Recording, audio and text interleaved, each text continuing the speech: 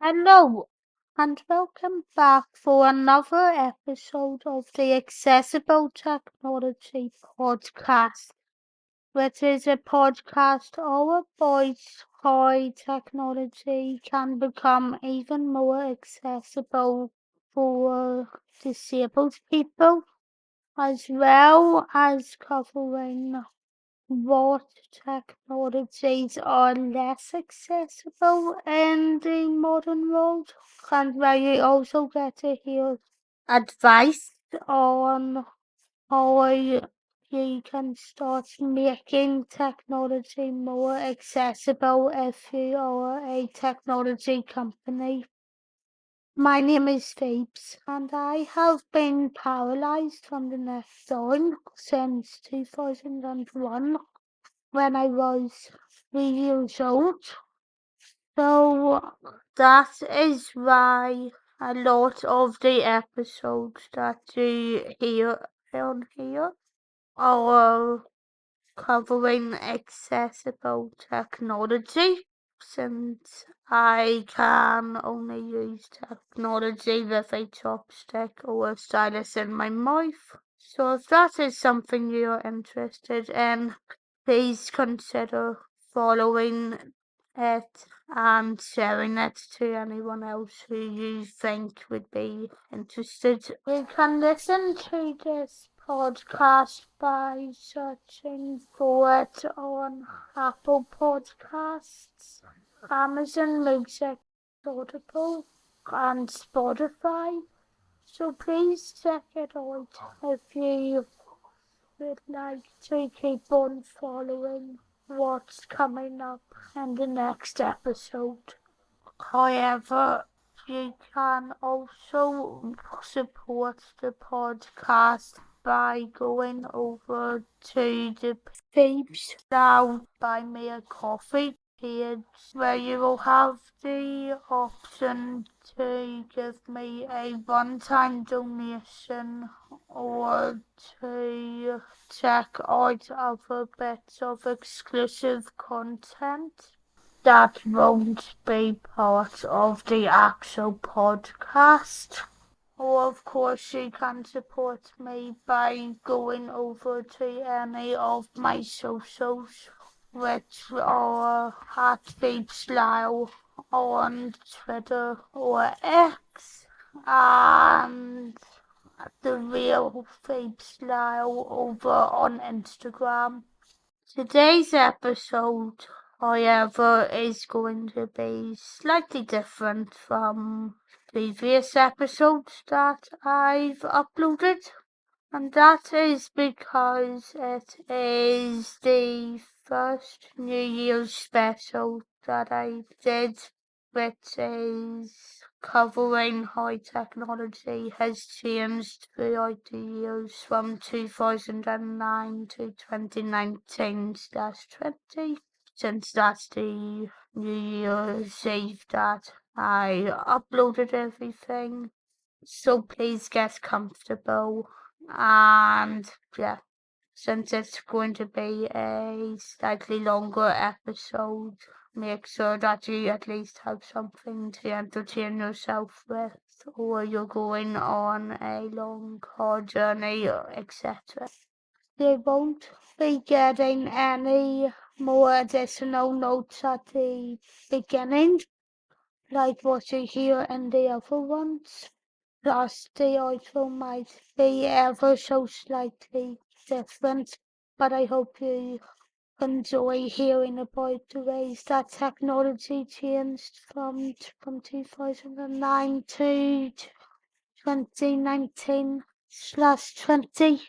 Technology is an everyday part of our lives, and while it may not seem like it has changed a lot, even over the last few years.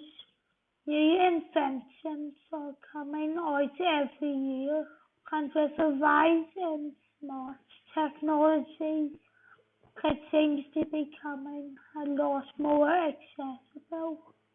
But as much as it's interesting to look into the future, it is also interesting to look back on years past can see how the technology of the past has shaped into what we have now.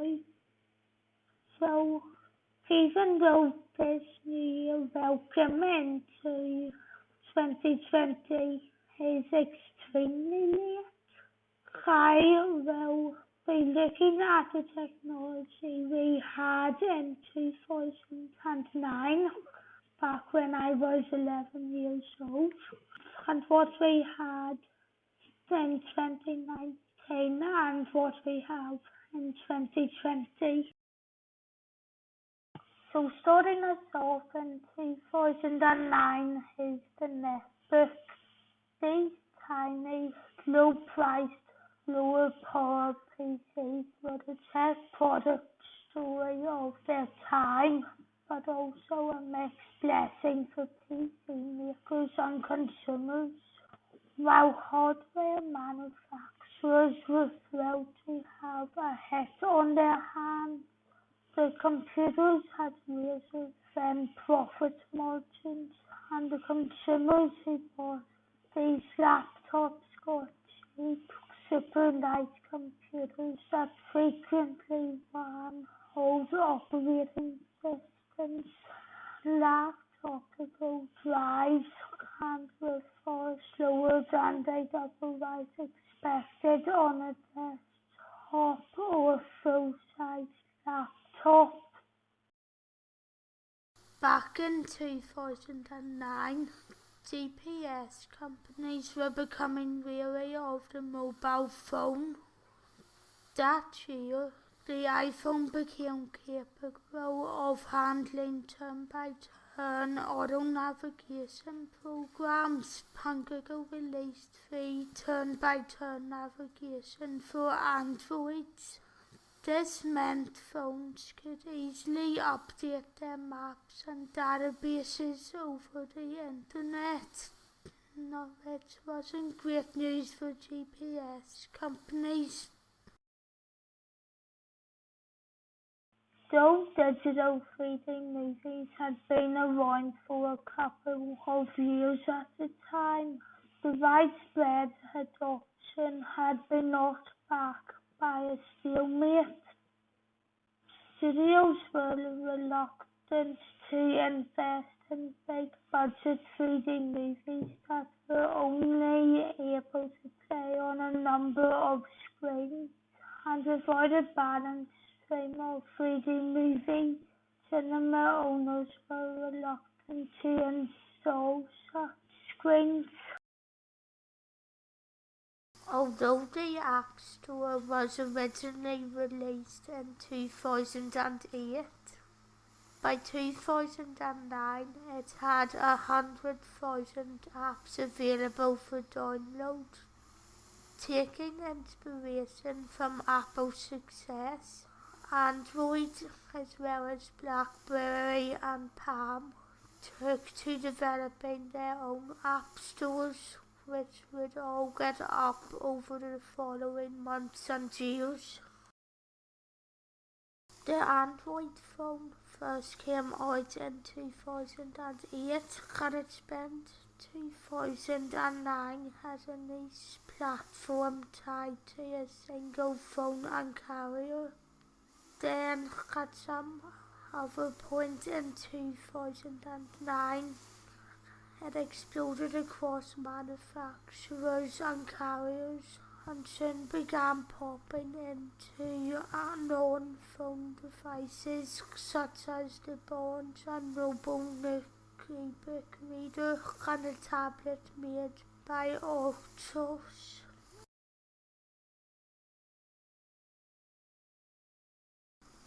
The 2010 tech scene started with the then new iPad for web browsing, e-book reading, games and office work.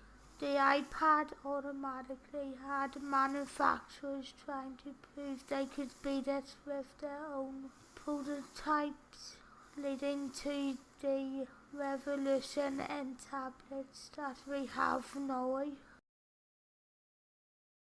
The iPhone may only have been 3 years old in 2010, but it was still the smartphone trendsetter everyone wanted to be. The fourth model was released in 2010. The big features were the selfie camera and retina display, but it was still very small. Phone wars. So yes, the iPhone in many cases was running ahead, but it was still competing against Android phones, and BlackBerry was still trying to get onto the touchscreen stage. The iPhone and Samsung also later had to compete against the Windows Phone, which was launched by Microsoft, and since then many others have joined the stage. With the rising popularity of 3D movies, it was obvious the next step would be to add it into TVs. But not only was 3D added to TVs, this was also when television developers looked into adding in the web and other streaming services into their products. In 2007, Apple released the Apple TV, but it mostly languished until it was rebooted with a major price down. In addition, with Netflix, it already let people buy TV shows for cheap, and Google began promoting a similar system with work starting on the Google TV. The streaming revolution is born. While we were being introduced to services like Netflix in 2010, the usual household was still getting used to the idea of new Blu-ray DVD players and Blu-ray DVDs. But as the idea of subscribing for a mix of movies got bigger, instead of having to go out and buy or rent a DVD, we slowly got to where we are now, where very few people use them. After Nintendo launched the Nintendo Wii in 2006, Microsoft and Sony were left to come up with alternatives of their own. Although I never had one, the Kinect was a camera add-on for the Xbox that saw a player's movements and converted their gestures and running in place movements into the game. The PS Move, meanwhile, consisted of two motion control wands and a motion sensor camera. Scrolling through your Facebook feed or trading a selfie used to be incredibly difficult in 2010. Those social media platforms were still largely designed for your PC or laptop, and although the iPhone and Android universes were still comparatively small, the mobile experience for Facebook and Twitter was bare bones fisted or both. This is probably why, while Facebook had a mobile app out in 2008, it took years for it to get to a reasonable state of usability. 2011 began with a handful of group texting applications becoming more mainstream, including Beluga, which became Facebook Messenger, and GroupMe, which was acquired by Skype and became Skype Messenger. Later on, WhatsApp joined the group messaging stage, launching with a free texting element which stuck with its users. Google launched Google Plus, which grew quickly.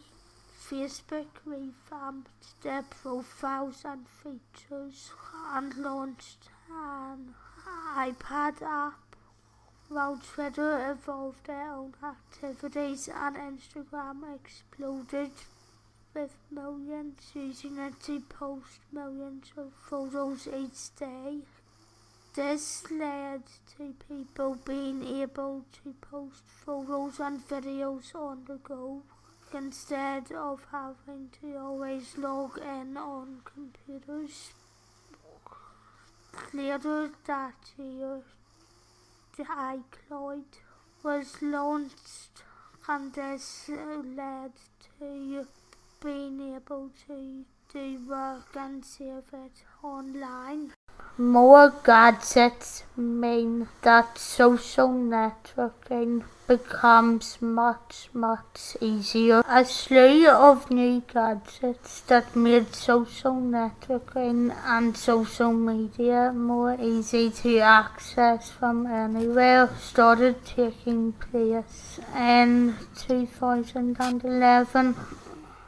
Android tablets like the Samsung Galaxy Tab, Sony Tablet S and Amazon Kindle products entered the market and blurred the line between e-readers and their tablets. But beyond tablets, Apple, in the aftermath of the loss of its founder, Steve Jobs, saw success with the iPad Air, as well as showing hands-free ways of socializing with Siri, and with the release of the iPhone 4S.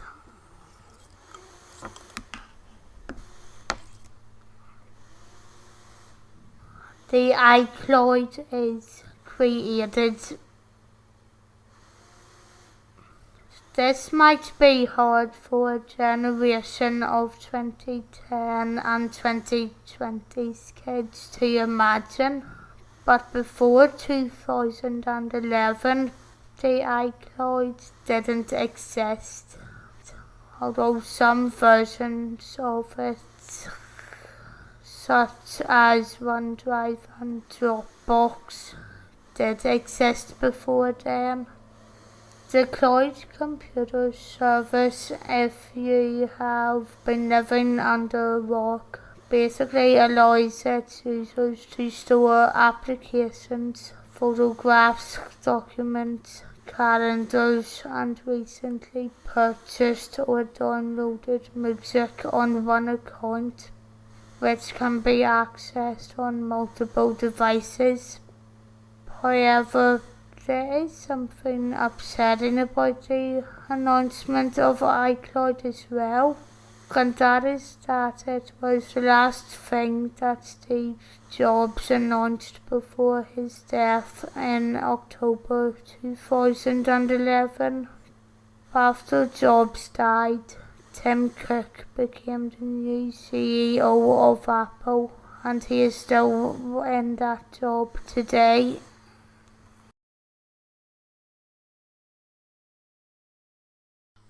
By 2012, social media had really started to take ground.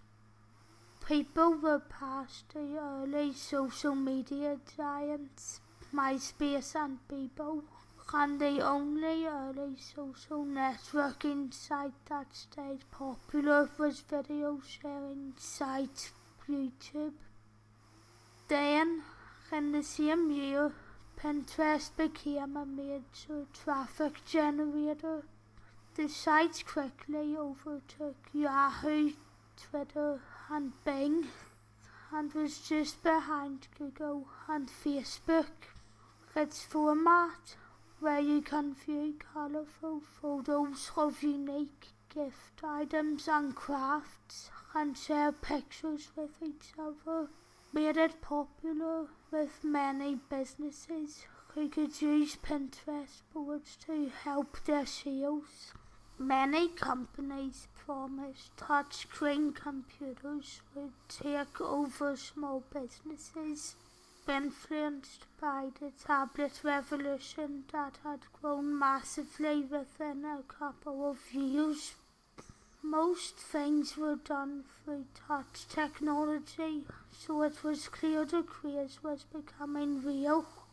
Later in 2012, we saw the Windows 8 released, along with Acer touch computers and Lenovo. I've never tried one, but my concern about touchscreen laptops is how you have to be able to reach out your arm, which doesn't make them accessible for paralysed people like myself, or for others who have different physical disabilities. However, while many businesses jumped on the touchscreen computer cart, others, like Apple, are still to do this, and I think this is something Apple should probably keep, although my hope for 2020 on is that they try getting Face ID into their MacBook laptops. Screen resolution goes through the roof. The iPad 4 with Retina display had a slim and sleek design and was powered by a 1.4 GHz Apple A6X processor. After it was launched, it was sold to adapt to your needs with maximum performance, but the extended battery life wasn't too much to compare it with if you used it every day. But like other screen technology of the time, the new screen size would be laughable if you compared it to today's screens. The Google Nexus 10 tablet also used 2000 pixels and had a bigger screen than its earlier models.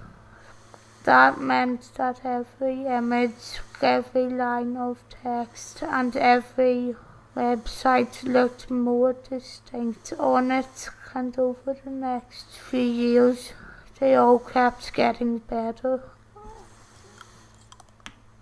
Rest in peace, BlackBerry. BlackBerry had been having problems for many years, and while it hoped to still have a chance to get a place in the next stage of smartphones, others like the iPhone and Samsung were still beating it. It was known as being easily breakable, with multiple bendings into curves, and I don't recall people who had it saying the hardware lasted for ages. So with this, the BlackBerry slowly headed into the abyss and died in 2012. 2013, the second screen revolution. In 2013, more than 80% of smartphone and tablet owners said they used their devices while watching TV, while 51% said they spent more time posting on social media while watching TV as a way of connecting with others who might be watching the same thing as them, and 24% of Facebook users posted the movies they were watching. The figures are bound to be up now, but at the time people said the second screen had arrived, but it wasn't yet a revolution, though I'd say we're nearly at that stage now. Following a 2013 review, media companies and marketers got more aggressive and inventive in how they dealt with the second screen, with one reporting that engagement is stronger with second screen marketing programs than it is with traditional online advertising. With the launch of Windows 8 came the dumping of old desktop computers. When Windows 10 came out, it had a mirror-like setup of 200 or so Surface tablets and highlighted the lack of traditional computers running Windows 10. You could get laptops and tablets and all-in-one PCs, but although these tried to kill desktop computers off completely, a lot of businesses, schools and some households still have them.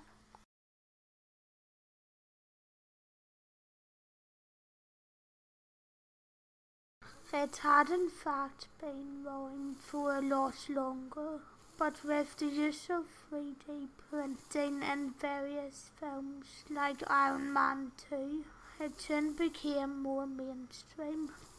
It was still young, but businesses could already create prototypes, changing how different design processes worked. With more durable materials and improved hardware and software, it became possible to manufacture products with 3D printers. This had the potential to change the entire supply chains and distribution, and in a way they have done it. TVs, computers, tablets and phones were all getting thinner with each release, and in 2013 we were already thinking of more flexible and foldable devices.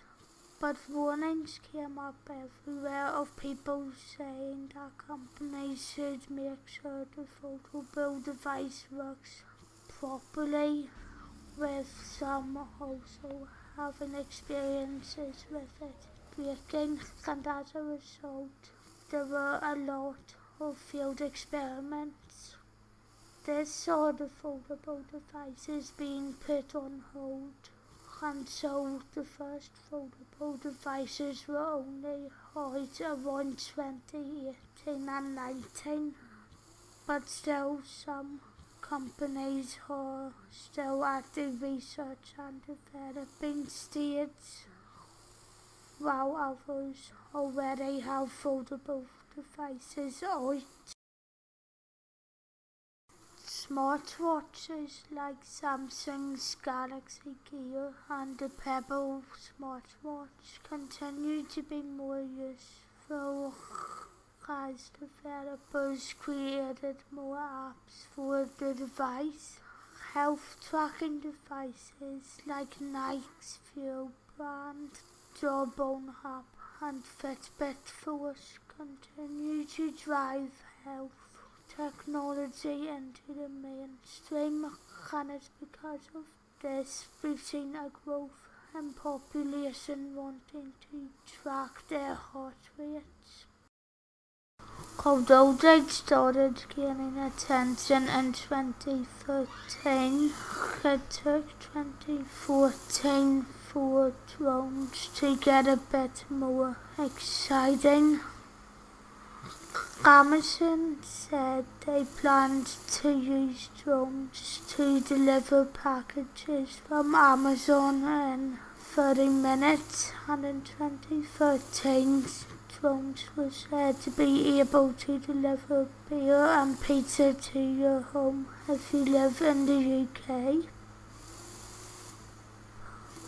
But such good ideas did come with their problems, with customers becoming worried that their Amazon order might get dropped on their head, and when a drone interrupted flights at Belfast Airport. Smarter TVs. Smart TVs grew in popularity, with more homes having the option to browse the internet, launch apps, and have social interactions all through their televisions. Plans began for TVs in future to be controlled with smart home devices, which is now possible with the release of smart speakers. Thanks to the releases of these devices in 2017, we are now able to control our TVs with our voice, and we can also control them with apps on our phones. And taking us out of 2014, a fight for privacy. After a year when data could be breached in lots of ways and there was almost no way to decide what you wanted to be kept private, it was no wonder that in 2014 there was a fight for privacy. This led to the privacy settings we have when surfing the web today, which made technology a whole lot, though not completely, safer.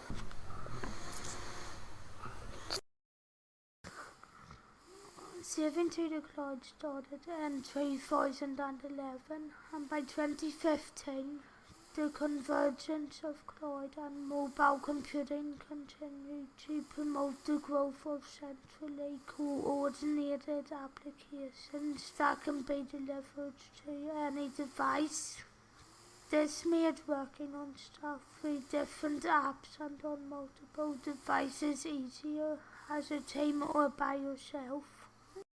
3D printing grows. Advances in 3D printing had already enabled 3D printers to use a wide range of materials, and with the growth came even more high demand. Now in the 2020s, jobs in 3D printing and 3D printers themselves are continuing to grow, but we're still a long way from them being affordable enough for loads of people to be able to get them installed in their homes. This one, I think we can agree, is not one of the best technologies, but it's worth mentioning anyhow. Machine learning is meant to be the technological way of making decisions, though it often doesn't make the right ones. Since its release, there have been numerous attempts to fix these problems, but as things stand, it isn't too close to getting it right. Artificial intelligence, also known as AI, is now all around us. Yet if we were told about what all we would have in 2009, we wouldn't have believed it. Near enough everything around us can be automated, including apps, drones, automobiles, vehicles and smart appliances, which are rumored to help the environment as well. Our TVs can now get turned on with AI, and we can now have full conversations with our technology. Virtual and augmented reality are two digital platforms, one which makes you feel like you're in a video game, and the other bit lets you put digital elements into a real-life world, often using a phone camera. These capabilities aim on forming a more seamless system of devices capable of orchestrating a flow of information that comes from the user. But I think AR has to go a wee bit further in making sure it's accessible to people with disabilities.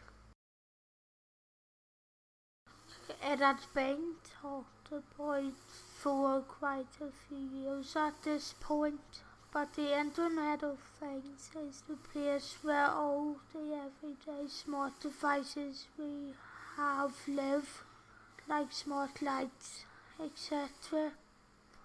More things have been added to it since smart speakers like Amazon Echo, Google Home and Apple HomePod were created, which adds to it becoming even more intelligent.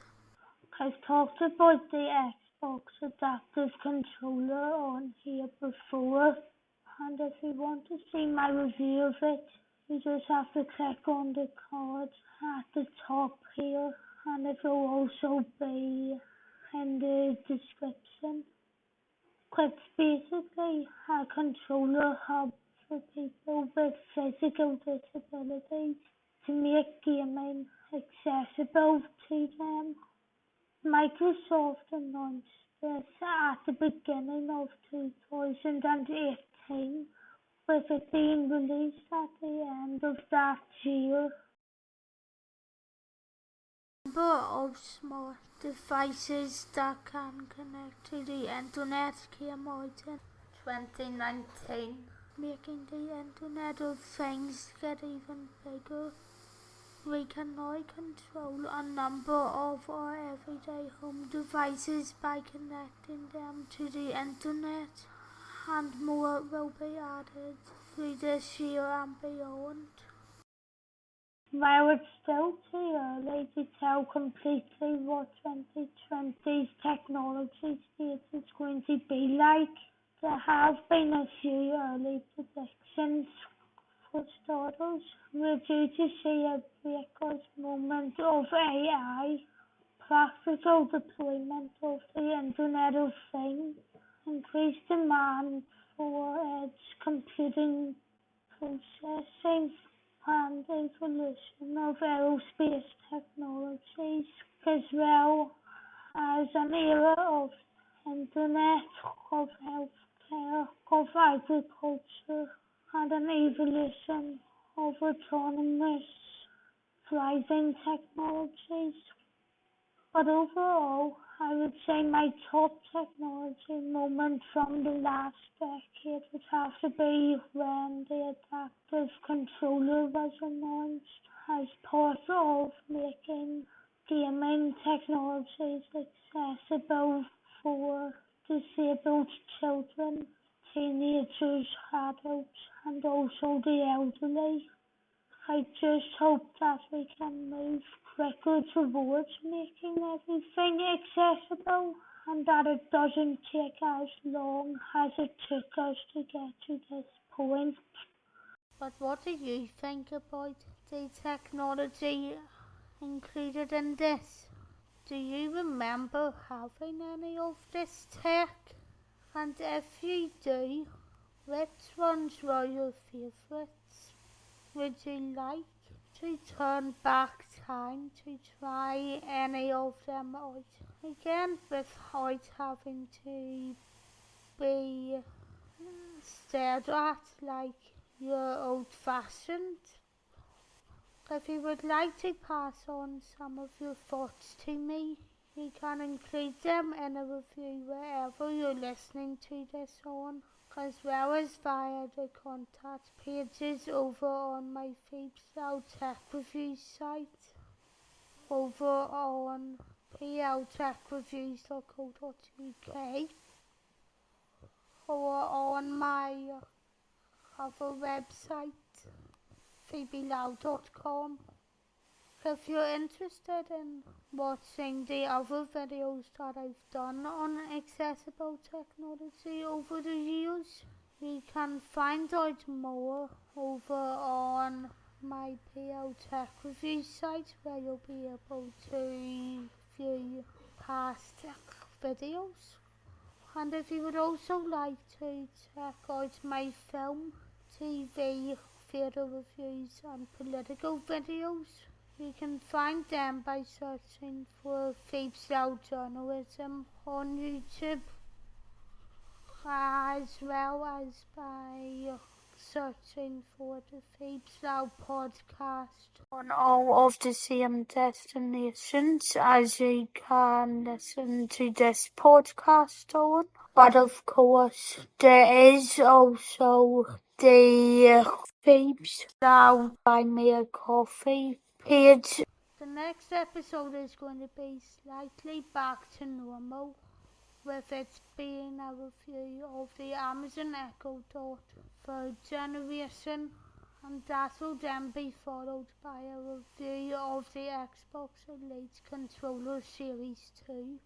You can follow me on Twitter by searching for @PhoebesLau, and on Instagram by searching for the real Phoebes Lau. And you can also follow the Phoebes Lau Tech Review site as well if you have a WordPress account by searching for pltechreviews.co.uk. Thanks for listening, and I'll talk to you all in the next one. Bye!